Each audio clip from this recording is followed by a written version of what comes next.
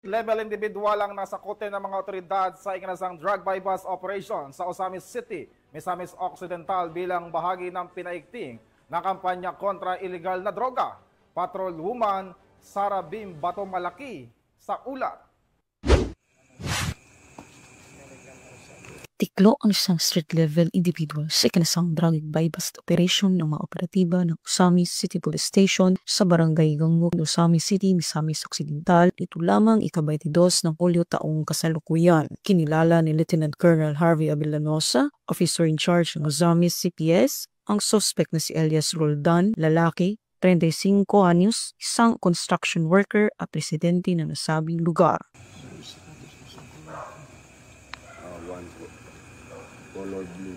Sa ikinasang drug bypass operation ng mga operatiba ng Osamis City Police Station ay nasamsam ang mga pakete ng hininalang shabu, isang 500 peso bill na ginamit bilang bypass money at iba pang mga non-drug items. Ang suspect ay naharap sa kasong paglabag sa RA 9165 o Comprehensive Dangerous Drugs Act of 2002.